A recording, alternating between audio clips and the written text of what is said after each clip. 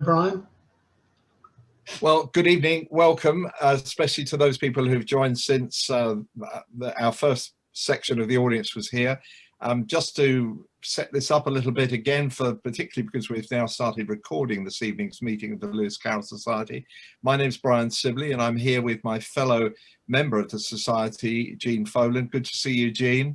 And we're going to join in conversation with the people responsible for this recently published book, which is The Life of Edwin Dodgson, brother of Lewis Carroll and missionary to the South Atlantic Islands. It's a great pleasure to welcome two more of our members, actually, which is Edward Wakeling. Good to see you, Edward, and lovely to see you, Caroline Luke. Edward Wakeling, for those of you who don't know, and I can't believe there is anybody who doesn't, is an internationally acknowledged authority on Lewis Carroll, responsible for editing the 10 volumes of the Carroll diaries, but has also written extensively, in fact, I would say definitively really, about Carroll the photographer, as well as being the author of books, essays, papers on mathematics, logic, and many other aspects of the multifaceted life and work of Messrs. Carroll and Dodgson. Caroline grew up listening to her grandmother tell stories told about in her childhood about the times that she spent with her Uncle Charles and other members of the Dodgson family. So Caroline is now one of the two family executors of the C.L. Dodgson estate and has contributed to a number of Carroll related projects, being, as it were, herself Carroll related. Well, we're delighted to have you both here, and this book which is a fascinating, a really truly fascinating book. And we're going to kick off, I think, perhaps the best way of starting is for Jean to talk a little bit with Caroline about the story of how this book actually came about. Thanks, Brian. Caroline, Edward, welcome to this evening. And Caroline, I wanted to start off really, first of all, to echo what Brian's just said. If anybody hasn't read the book, I would strongly recommend it. It is a fascinating book of mixtures of letters and of stories, and we're going to learn a little bit more about what happens to Edwin's life as we talk to Caroline and Edward this evening. Caroline, can you tell us what really triggered, what was the inspiration for you starting this book? What was the key factors that started that, and where did you start and why? My grandmother, who was a wonderful storyteller, used to absolutely enthrall us with stories about Edwin and her uncle Edwin, who she used to describe as a sort of Robinson Crusoe who had ended up on this island. And we were always intrigued by this. And then probably just in 2001, she died, but she'd handed the box of all Edwin's letters and information about Tristan and lots of other bits and pieces to my aunt, who had then handed it to me. And so once I started to look through it, I thought, oh my goodness, there's an awful lot of interest here. And it was also, I think, to show that people who gave, the missionaries in the 1800s, who gave up so much to go off to these far-flung and desolate places in order to improve the lives of others and sometimes to bring them education, to bring them Christianity. I just thought there are so many people who did that as well. It would be nice for people to be able to read exactly what hardships they went to. And then the final thing really was extraordinary. John and I were in Germany at a Christmas market in about 2003, and we walked past a bookshop, and there in the front window was the most enormous display of books that had been written on, and it was called Tristan da Cunha. And I thought, oh, that's intriguing. So I went in and I picked up a book. In fact, I bought it and brought it home, but I flipped through it, and to my amazement, there were letters from, so-called from Edwin, back to Charles, and to the family. I must admit, an awful lot of the information in it was totally fictional. I was quite surprised, but an awful lot of it was very factual as well. And I thought, oh my goodness, I don't like the feeling that this is going around when I've got the actual letters. So anyway, on one of Edward's visits here, I said, look, this is a project I really want to do, but I just don't seem to find the time. And Edward had a look in the box and said, come on, let's do this. So, and then it's probably over to Edward to say how he then went through it. Well, that would be interesting, Edward, because I know that you've spent a huge amount of time looking in boxes all over the place at Christchurch and elsewhere. What were your thoughts when you first looked at these? Well, I thought that poor old Edwin had been left out because in the family, it's a family of 11 that we all know, 7 girls and 4 boys. The 4 boys, well, 3 had been tackled in terms of a biography. The girls, well, our own Sarah Stanfield has done quite a lot on the girls, spoken to us at the Society, and I think she published an article in the Carolian. So poor Edwin had been left out. There are no end of biographies of Lewis Carroll, we know. He doesn't need to be done again. Skeffington, I wrote a short monograph on that in '92, which was done in aid of the church, of our church, of which he was vicar. And then David Lansley did a very good biography of Wilfrid Longley. So Edwin had been left out. So I happened to mention this to Caroline, and I was on a visit to her looking through boxes. I'd taken my camera with me, and I did take photographs of quite a number of the letters that the family had kept. I had never seen them before. So I took them home and I transcribed them and then started to put together a book. The intention was a small book of about 16 pages, but very quickly it grew and grew. And we ended up with a text which ran to 170 pages, as you'll see. More things were found by Caroline, and she brought another box to me at my home and left it with me for some time. And there were photographs, letters, transcripts, all kinds of things. So there was a lot of material. And so it seemed only right that Edwin should get his turn. Edwin was much younger than Charles. Can you put them in relationship to one another for us? You know, yes, of course. Yes, of course. They have? Well, we, as I said, there are 11 siblings. There's an age range of 18 years between them. And Edwin was the youngest. And in terms of Charles, his big brother, there was a 14-year age gap between them. The sad point I should mention in the family is that Edwin's mother died when he was only 4.5. So he never really knew his mother that well. She would have begun his education probably. But after Fanny Dodgson died, Aunt Lucy, her sister, came to look after the family and remained with them for the rest of her life. And then you've got these 7 girls. Well, maternal instincts seem to play a part because they immediately took over the support and education of young Edwin. And I'm pretty certain that Charles Lutwidge would have played his part too. But it is quite an age gap. I mean, when he was 10, Lewis Carroll was 24. So there is a big difference between them.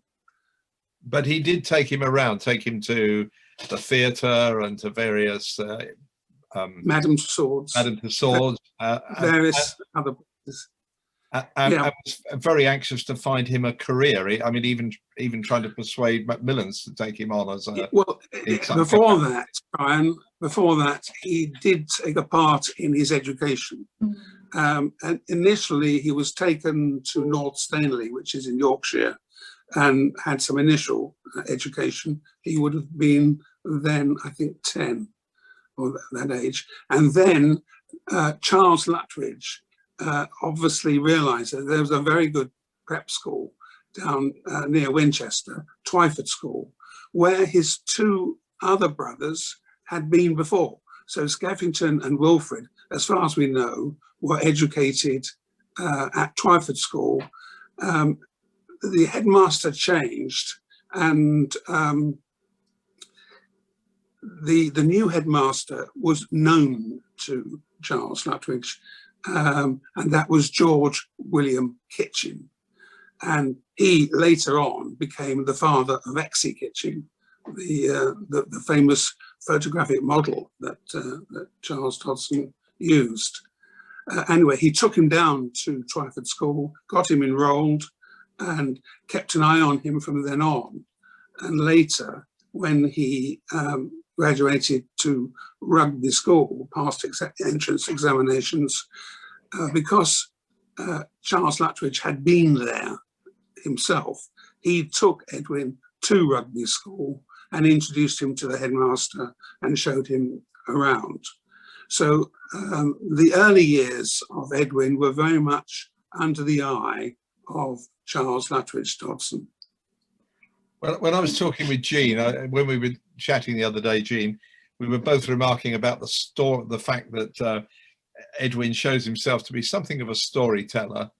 And I was wondering whether maybe you want to pick up with Caroline, just this whole thing about families and telling stories. Yeah, thanks, Brian. It's really interesting, actually, Caroline. I think you mentioned earlier about your grandmother being a storyteller, but Brian and I were just wondering if there's a gene in the family, because what struck me with this book is the letters are amazing. They just grip you as you're reading it because they are so descriptive.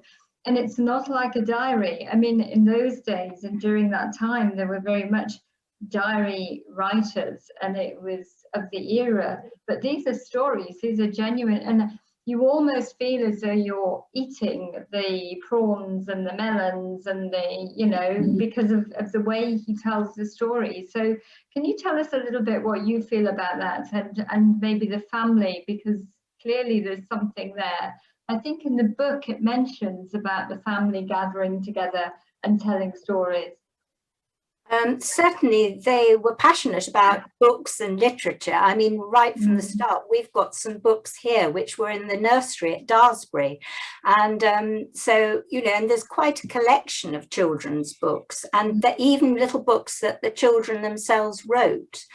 So it started at a very young age. And then, of course, at Croft, at the rectory, they made the magazine, the Rectory Umbrella, and they each contributed stories to that. And then, of course, obviously, we have Uncle Charles with his amazing Alice stories.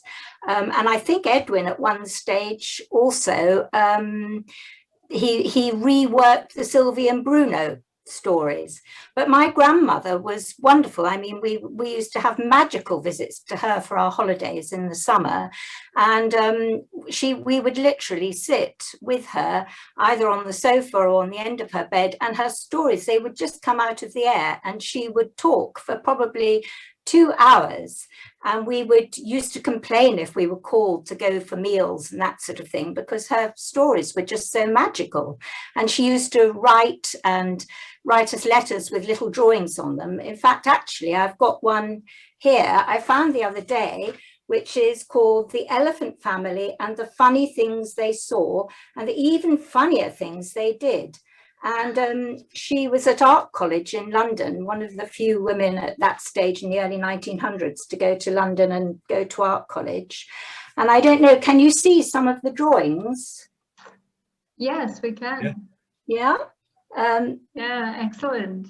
So she drew, you know, sketches to go with them. I mean, this was obviously meant to be a book at one stage, which maybe we still need to do some work on.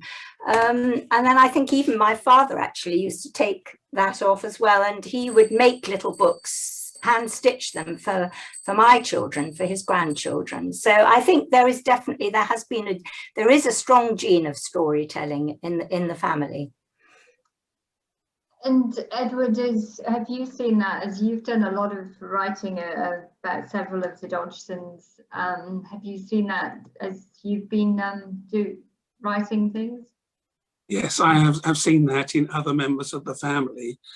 What a lot of people don't know is that one of his sisters published a number of books. Mary, who married and became Mary Collingwood, she wrote a lot of stories, mainly Bible stories, and I think the family still have a number of these in the family. But yes, storytelling was very much a gene that the Dodgson family seemed to have. Maybe, Brian, you could pick up on that storytelling gene with Zanzibar. Yes, well, absolutely. I mean, one of the things that struck me about the letters was just how witty Edwin is. I mean, quite a lot of the letters are full of some fairly desperate things that are going on in his life. I mean, one of the things that we mustn't forget somewhere in this story is that quite often all the letters that he was exchanging with these various siblings, he only saw perhaps once a year. I mean, he waited an entire year to get a reply to a letter he'd written the year before. So he was extremely lonely. But nevertheless, he does display quite a strong wittiness in his writing, I thought.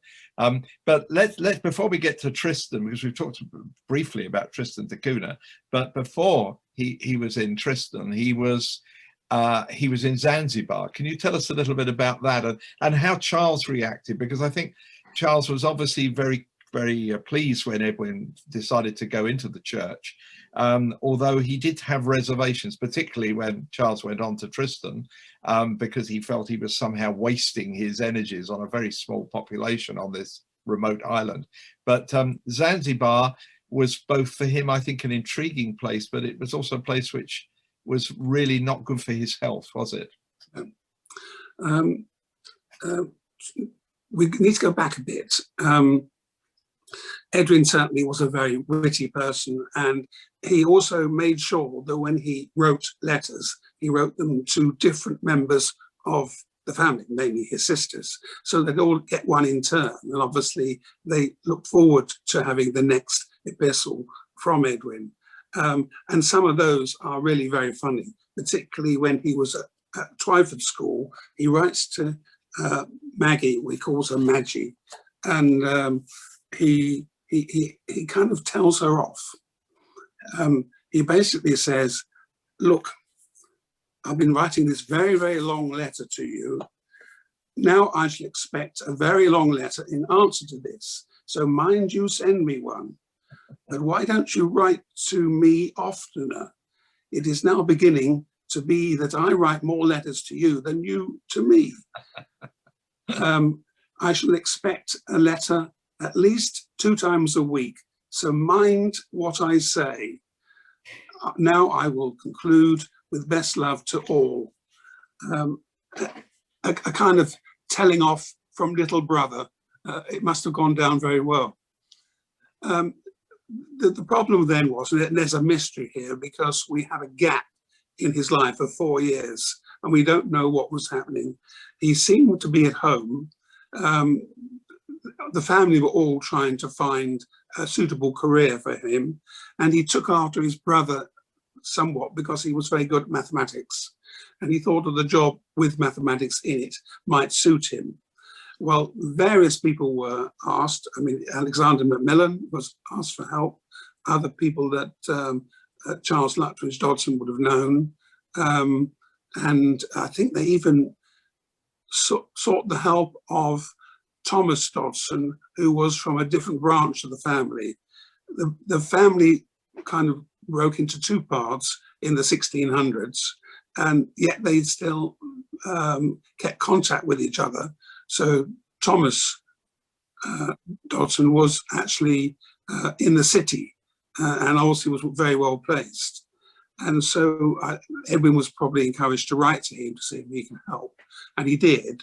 And he had replied to a job that he'd seen, which had mathematics in it. It was something to do with brokerage and what have you. Thomas wrote back, and he had written on the letter, "risky trout." So I assume that meant that the person he was applying to was not to be trusted, and it would not lead to a good career. So therefore, Edwin writes back and thanks him for his very helpful response.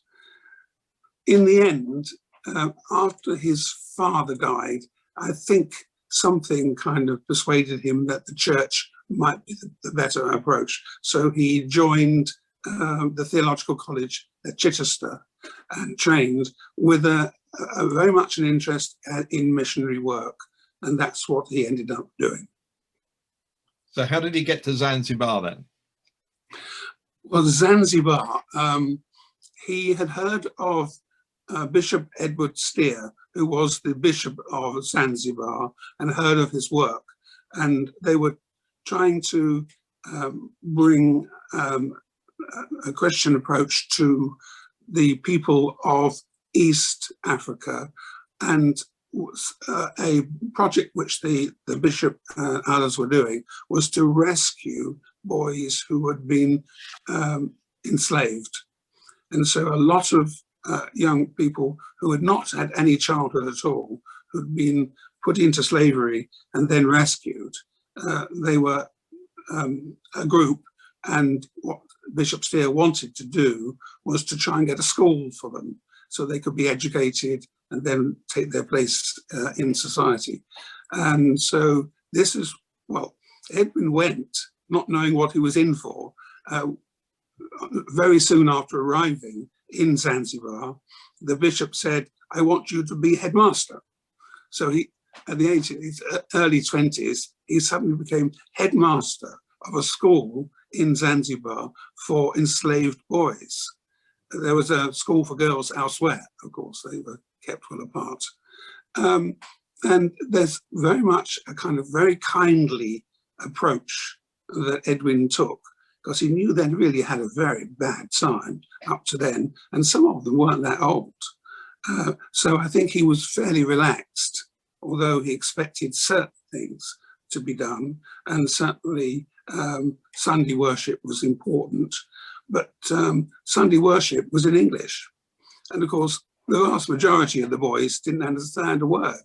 So amazingly, Edwin learns Swahili, and probably in quite a short space of time, because he wasn't there more than about 7 months or so. So that's quite an achievement, I think, to learn another language in order to help the boys. And he has some very trenchant things to say about slavery, doesn't he, just in passing? But absolutely. I mean, yeah. I think all of them were horrified at what happened. And there were, while he was there, boys were still being rescued and being brought. Quite often they went to Bishop Steer first, and he would kind of get them into a kind of frame of mind that they could survive in the school. But some of them were very young, probably no more than about 5, 6 years of age. So it was quite a major task he was doing. As you said, Brian, the difficulty was the weather, and he contracted malaria more than once. And in the end, the bishop said, "Look, you're not going to survive here. The best thing for you to do is to go home." So he had to leave Zanzibar in less than seven months, I think it was. Well, I'll let Jean take up the story with Caroline then on to take us to his next port of call, which was Laguna.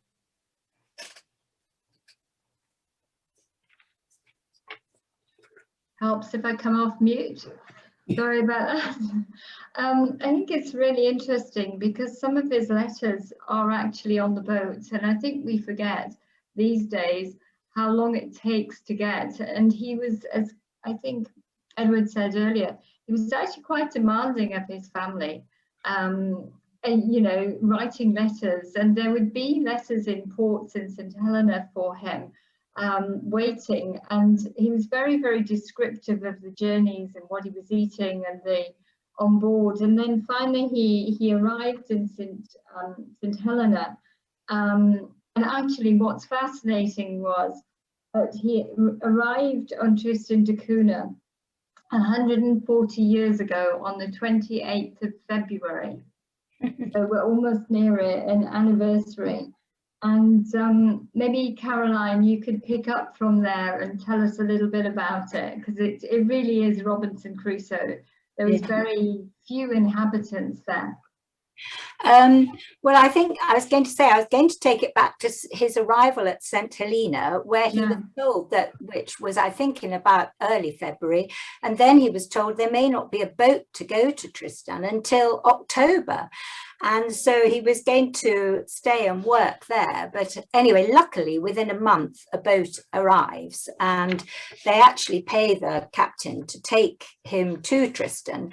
And I think there's another bit with his sense of humor here, because he's given a tiny little cabin on the boat. And he writes in a letter, "My cabin companion was a huge, very strong cheese, a most charming companion in seasickness.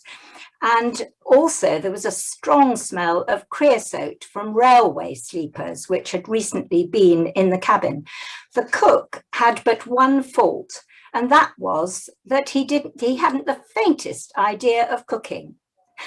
The salt meat was detestable and the water was dirty, but there was a little preserved cocoa and milk. So it obviously wasn't a comfortable trip." But he arrives at Tristan da Cunha, and the captain very kindly absolutely bedecks the ship with flags, so that this is quite an arrival. And the islanders all know that he's expected and that this must be him. And they row out, I think, to fetch him, and they fill the little rowing boat with apples and milk. And apparently all the way to the shore, he is eating apples and drinking milk, having not eaten much on the way. But then this absolute tragedy happens, that the captain and his wife also decide to disembark with Edwin and spend a couple of days on shore. And the idea is that the next morning they will go back and get all Edwin's luggage off, start transporting it off the boat, because the family had given him lots and lots of essential bits of kit and clothes and all the rest of it. And he was going to need this for his life out there. Anyway, suddenly he sees that the ship, the Edward Victory, which he was on, is coming closer and closer to the shore, and the sea is still very rough. Then he notices there's a great dash as the captain and a couple of the islanders head out in a little rowing boat out to the ship, and where they work for some time trying to put down 3 big anchors and cables. And then sadly, then they all come back with the rest of the crew, and he thinks, help, what is going on? Well, then they all sit on the cliffs and they watch as tragically, one by one, these cables snap and the boat comes closer and closer onto the ship, onto the rocks. And eventually the ship is just ruined on the rocks. It just smashes up with the most dreadful noise and everything. And he writes here, he says, it was like a hideous nightmare. So you see, I have to start life here in a very different position as to worldly possessions from what I expected. But it is clearly God's will that I should begin my work here in a state of comparative destitution, except as regards clothes, that I feel to care very little about it. He did lose all his boots and things, and how he got round that was getting large pieces of bull hide, which was very hard, and he used to soak it in buckets overnight so that it went soft, and then he would have to put these things on the next morning, soaking wet, but with, socks on them and everything. And he used those, well, forever, I think, for shoes, which must have been horrible. But anyway, they go on, and I think he has a very warm welcome. And he was given a house where he can put up a curtain, so one half is the church and the other half is the school, because of course he's also the schoolmaster out there. And over the next year or so, he really, you know, builds up quite a congregation and gets the children all to learn their lessons. And many recall years later that they still wouldn't have been able to read or write if it hadn't been for Edwin. I think the saddest thing, and as you say, is the ships. I mean, to begin with, there were whalers that used to visit quite regularly, but you have to remember that this island is just a volcanic island and only had sort of one landing place, and was terribly difficult for ships. Ships dreaded landing there, I think, because it was so dangerous. So gradually, when these whalers started to not come as regularly because the whales went off to a different area, and there would be only 1 or 2 naval ships that would come past in a year, sometimes it would be well over a year before he got any post or news or anything from home. And I think it's another reason his letters are quite full of information, because you know, he uses his letters as a way of conversing with the family back home. And I think although he became probably quite lonely and depressed from time to time, he didn't want the islanders to see that. And so everything that he needed to offload, he offloaded into his letters. And then, of course, we get to a stage where about 3 or 4 years later, after having been there, there's a captain that does arrive, and he sees that Edward is in really quite a poor state. He has these migraines from, I think, from the malaria, and is not well. And he suggests that he goes home. So he goes home for just over a year, actually, and I'm not sure if he'd made his mind up that he would go back out there again. But then there is a terribly sad tragedy that happens on the island when one of the islanders' boats, plus 15 of their men, which was almost half the male population on the island. Just before you go on to that bit, Caroline, let me just interrupt and show people what he looked like. Because strangely, in January of this year, a photograph came up for sale at auction, which the family doesn't have. I had never seen before, and it was taken in London in 1885 when he came home, his first trip home from Tristan. And I don't know if you can see this. It's pretty clear. There he is. That's young Edwin in his dog collar. This photograph was taken in London, and he's clean shaven, quite a smart young man. But this belies the fact that he's just spent some years on Tristan, deprived of any reasonable conversation, because most of the islanders were very uneducated.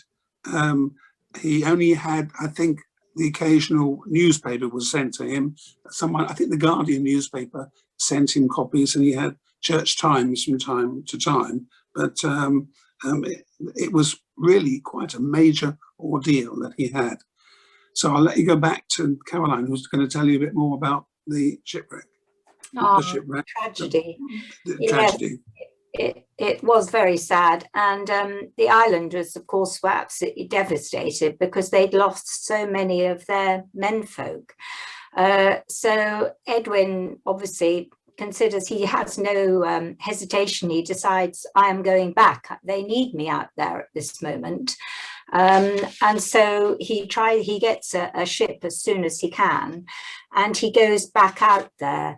And in fact, there's another passage here that I'd quite like to read, which is a letter that was sent to his sisters back home from one of the widows who had lost her husband. And she says, "Dear friend, in answer to your kind letter that we received from you, we are happy to inform you that your dear brother has returned safe and well back again to the island. And as we did all we could to make him comfortable whilst he was with us before, we sincerely hope and trust by God's help we may be able to do so, as long as it shall please God to let him remain with us. He has been very kind and good to us, and did all he could to make us happy whilst he was with us, and it is quite certain that he has thought and done everything he could for us when far away from us. You said you know that we would be glad to see your dear brother again. We were truly glad to see him, for believe us, dear friend, in our deepest sorrow he brought us joy." And I think poor Edwin did find it quite difficult going back, because he missed so many of the faces that he was used to seeing around the place, and many of his boys from school weren't able to come back to school again, because they were having to become men and go out and work in the fields. And all the islanders obviously were absolutely, grief-stricken at what had happened to them. And actually, at this point, I think he had started, before he went back to England, there'd been so many problems with rats and shortage of food and various other things, some of the islanders being discontent, that he had actually decided perhaps the best thing for the community would be to get them moved to, say, the Cape or South Australia, where they would have a better chance of a more civilized life. And I think when he went back, by then there were only 64 people on the island, and they were losing, as I say, they'd lost so many of the men, that I think more of the islanders were more receptive to this, although there were still the people who had been the starters of the community, who were very obviously had put everything into building up this community and felt that they didn't want to leave it. So he enlists the help of Charles, who knows a lot of the influential people in London and is a friend of the Prime Minister, Lord Salisbury. And he goes along. I mean, I think Edward's looked into this quite a bit, haven't you, as to all the people he tries to engage to help him. Edward, just before we bring you in, just a reminder to everyone, right. Jean put a note on the chat box, but if you've got questions, please type them in there and Jean and I can see them. But yes, Edward, tell us about this. The two things come out of what Caroline's just said. One is the fact that there was this very real strong bond between the Dodgson family and the Tristan da Cunha people, because first of all, Edwin was terribly demanding in telling the family, send me this, send me that. I mean, many of his letters are shopping lists, actually, of things that he wants. But the family really responded, and even after Edwin's death, much later, the communication carried on between the families. So there was a very strong bond created there. But Charles does kind of get really stuck into this career of his, because he spends a great deal of time going around London, meeting all and sundry foreign ministers, heads of various institutions that dealt with people who wanted to move to a different country and so on. He doesn't get anywhere. It doesn't help. It's quite clear that they don't want to move the people off the island. Certainly Salisbury doesn't want to move them, because it's a nice place for boats to visit as they go by. There's nothing for miles and miles around, so it's somewhere where they can at least hide for a bit. The relationship between the islanders and Edwin, of course, grew. He was responsible not only as their teacher and as their vicar. He also marries them. There aren't many funerals because the life is very good out there, very healthy living, but there would have been baptisms as well.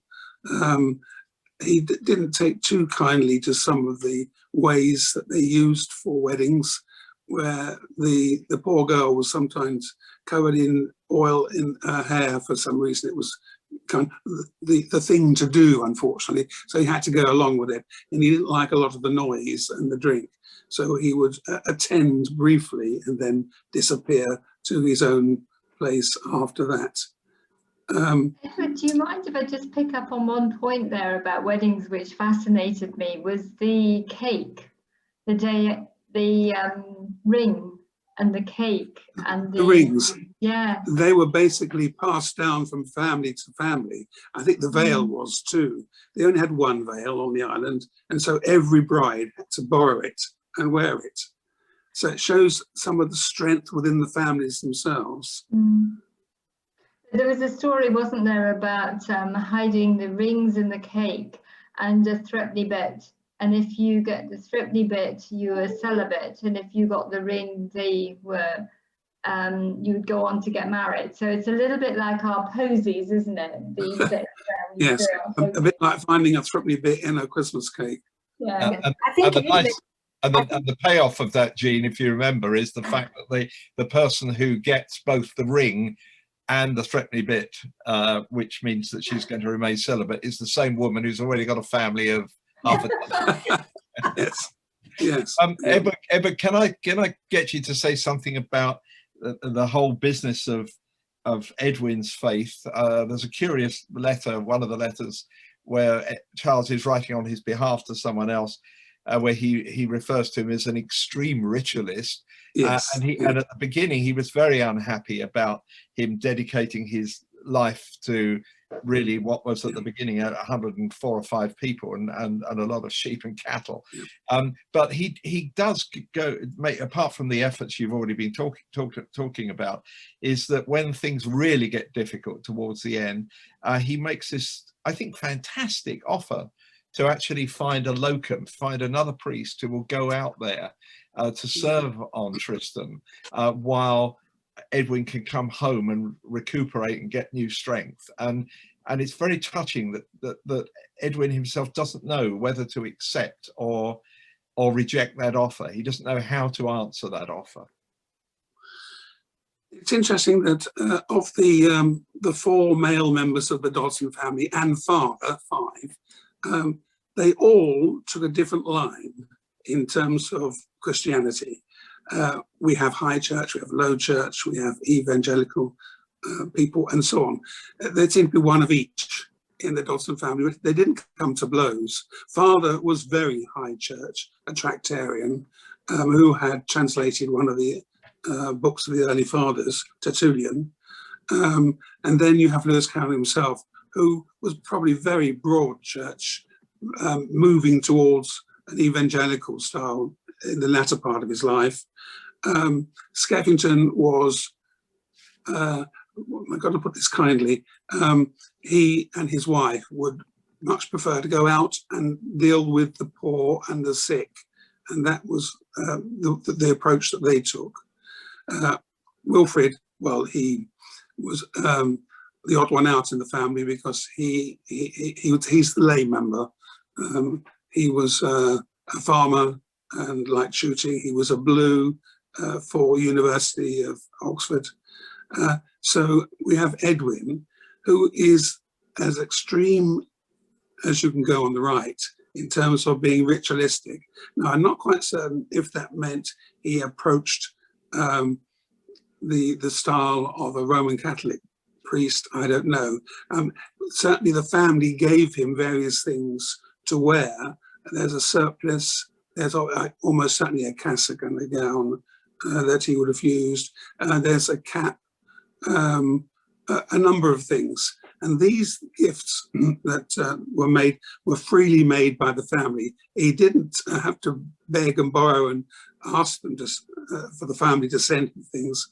They automatically made long lists of things that they thought would be useful, that he could use, not only in his life as a churchman, but also things of general use, which would be helpful. Shoes might have been helpful too, I suppose, but there we are. So you have that range of Christianity.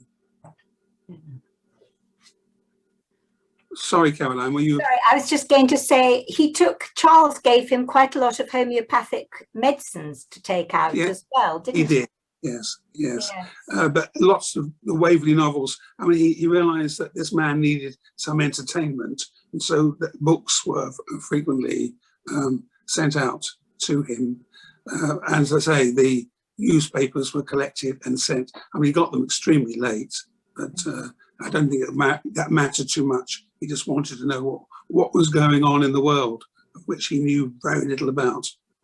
Just as a PS to the conversation that's been going on, Mark Goodacre has put on chat that he recommends Charlie Lovett's forthcoming book that discusses the religious aspects of Dodgson's life and the family, formed by faith, and that's I don't know, Charlie can tell us perhaps, because I think he's still here, when exactly that book is due, but that's coming up. And Selwyn Goodacre, keeping it all in the same family, has also pointed out the stamps which the island did. Yes. Can you get a bit nearer to the screen, Caroline? Yeah. Could I just say that I think Charlie's book is going to be really important, that we should all have. Yeah, definitely. Looks wonderful. But I think the other thing that had happened on Edwin's return home before he went back out after the accident is that he'd had a terrible fall on the ship. On the boat. Taking him back. He'd been preaching and he fell down a hatchway where the pulpit had when obviously a big wave had hit the boat and it fell over, and that sadly really damaged his spinal cord. And in a few years later, he was really suffering with mobility problems, and he still had the after effects of the malaria. And so I'm afraid his health, along with all sorts of problems like weevils getting into the thatching of the roofs, which meant that the houses and the church were all leaking as well.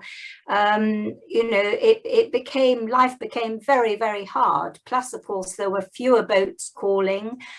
Food was becoming short in places. At one stage, he says he's eaten arrowroot flavored with macaroni because they've run out of an awful lot of things. So I think life became very hard, and sadly at the end of 1889, a ship that was calling, the doctor on board said that Edwin really was not fit to go on working there. He needed to go home and have medical help.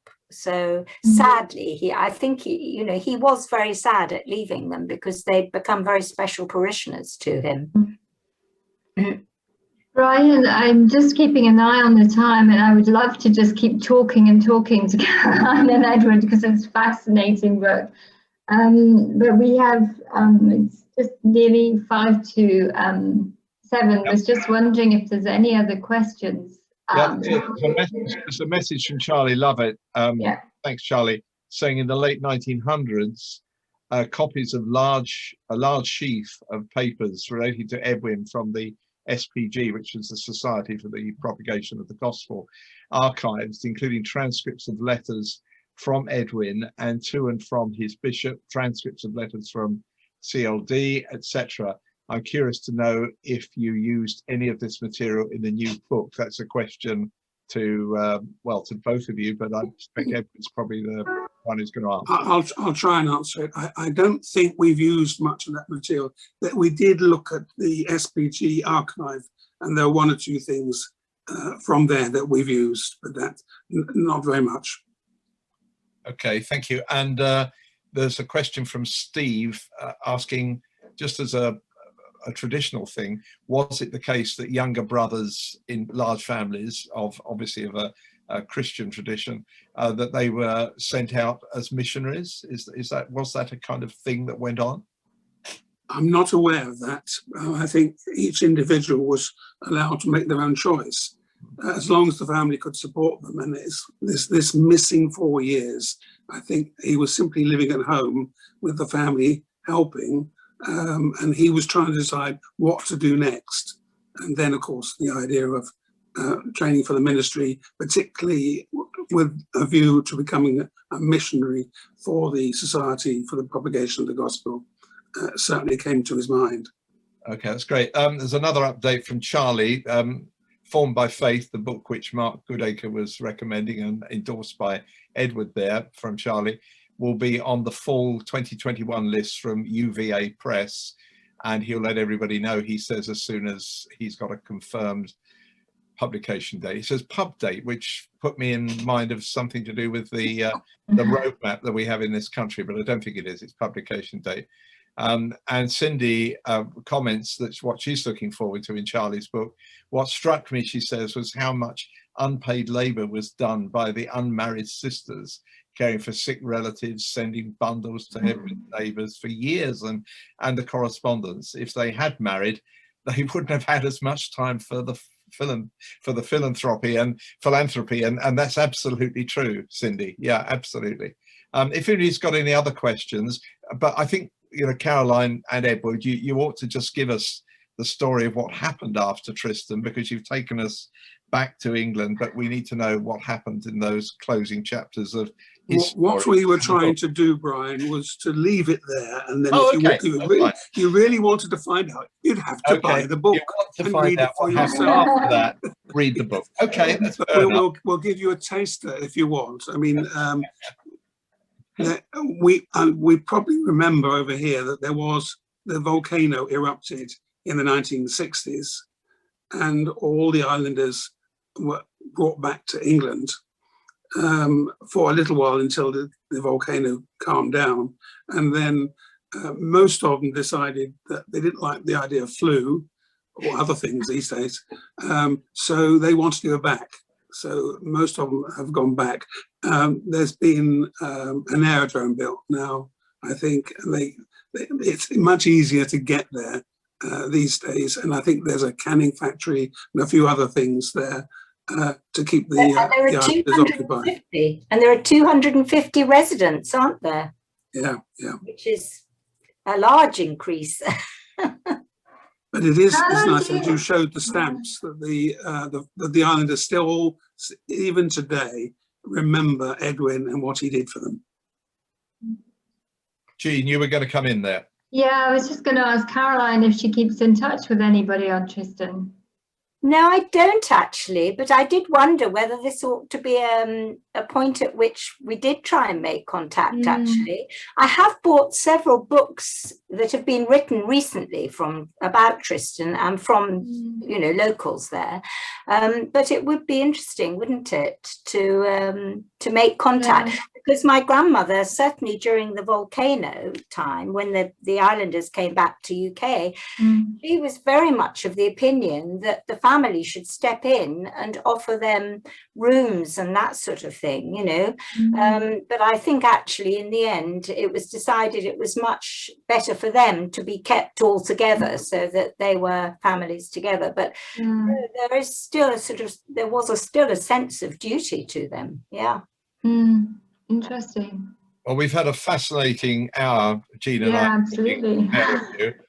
Thank you for being so giving in telling us so much, and I hope it will encourage a lot of people to buy and read the book, because Jean and I were both being total converts to the life of Edwin Dodgson, and I have absolutely no idea why Lewis Carroll's got his name on the front of this book, but no, he's an utterly intriguing man in his own right, and you've both done a great service to our knowledge of the Dodgson family. I'll hand back to Steve to close things down, but it's been a great pleasure for us to be here with you two, and to have so many of our friends from, well, all around the world actually being with us tonight. Thank you, Brian. Yes, thank you, Jean. Thank you. Yeah, thank you, Caroline and Edward. It's been an absolute pleasure, and I would strongly recommend anybody to buy and read the book. And I think people already are Caroline's. Fascinating. Thank you very much indeed. Thank you. It's available on Amazon. I've put the information everywhere about it. So it's on Amazon, and also, I mean, just at the end of this, I mean, as Fran said, there's a Twitter account, anyone who hasn't joined can join the Lewis Carroll Society, and I'll edit this and load it up onto our YouTube channel. Take me a couple of days to do that. And what will be happening on the 1st of April is that we'll be doing another talk about Flann O'Brien. So for anyone who doesn't know about Flann O'Brien, this is just a piece about it. He's one of the best kept secrets of 20th century Irish literature, and Dr. Paul Fagan, who's part of the International Flann O'Brien Society, is going to talk about what Flann O'Brien said about Lewis Carroll, and lots of the links that there are between Flann O'Brien's writing and Lewis Carroll's. So I think it'll be really interesting, because actually I've read some of the Flann O'Brien books myself, and they are very funny, and there are some bits that are very similar to Lewis Carroll. I'm just trying to see if there's any other questions. Franz put some info in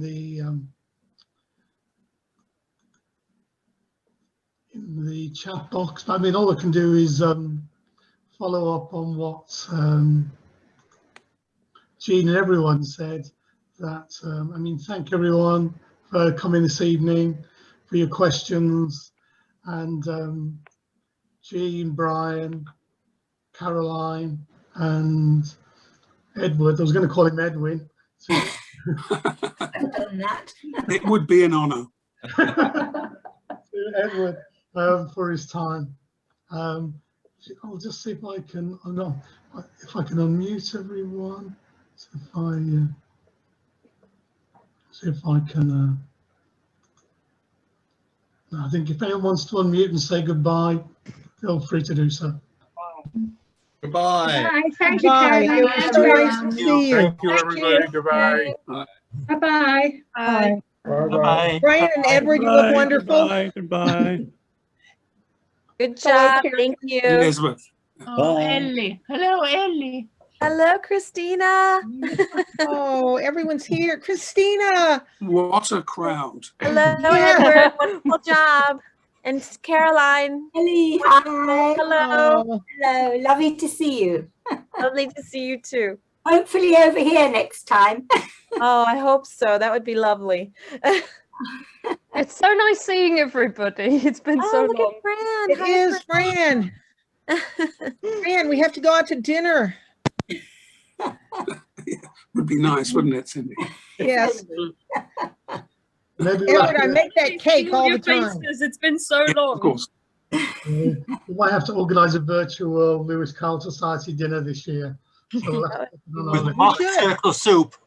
No, we want a real one, please. Sure. And probably you'd have to spell some things out in alphabet spaghetti as well, as we're a literary society. And obviously a leg of lamb. There you go. We've almost got the whole menu there. Selwyn. Hello, Selwyn. Selwyn. Wow. That's nice. This is wonderful. This is wonderful. We could have We a should cocktail next party. And Yeah, we should just wine have a glasses on Carroll top of our Society heads. social.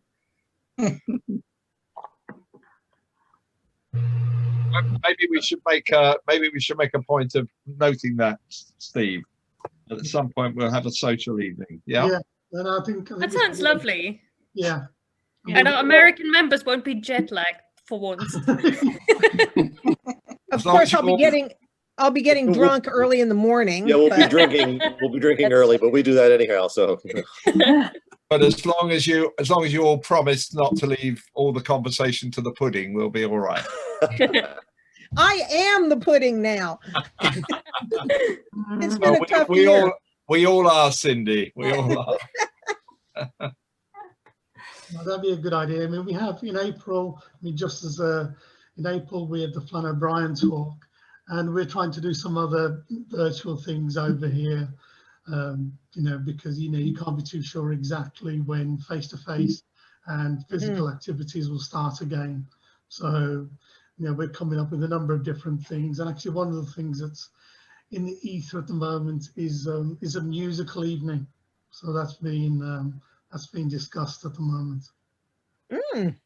And Charlie, we don't want to tread on Lewis Carroll Society of North America's toes, but it would be great if maybe you can, now we can meet like this, that you could come and talk to us about your book as well when it's ready. Yeah, be very happy to.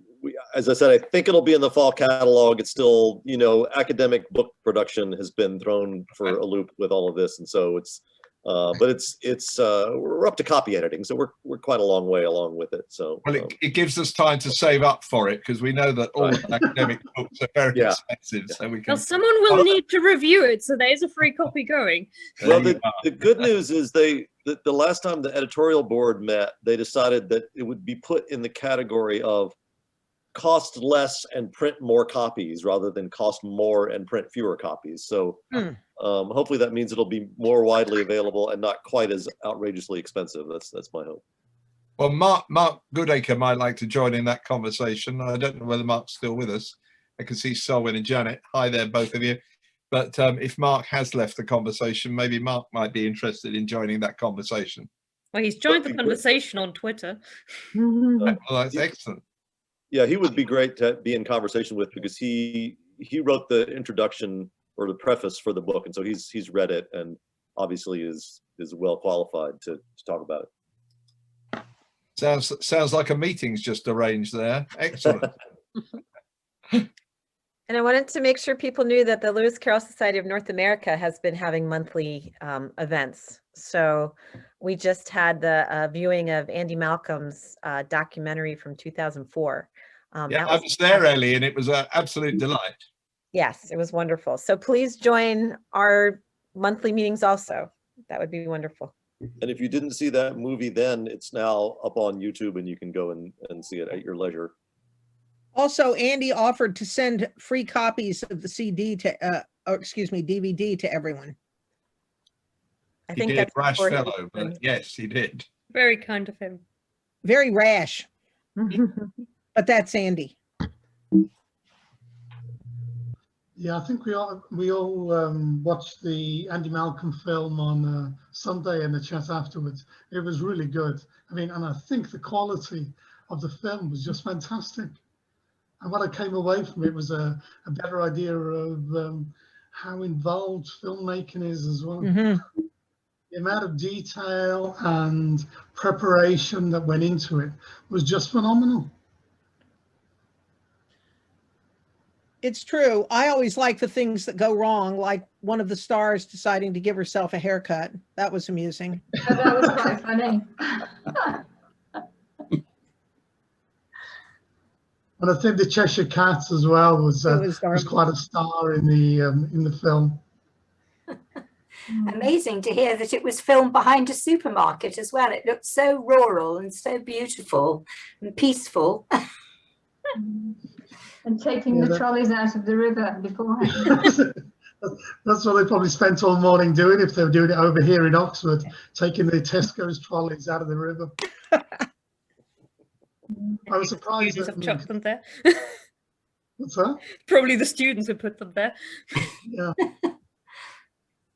But yeah, it was quite funny.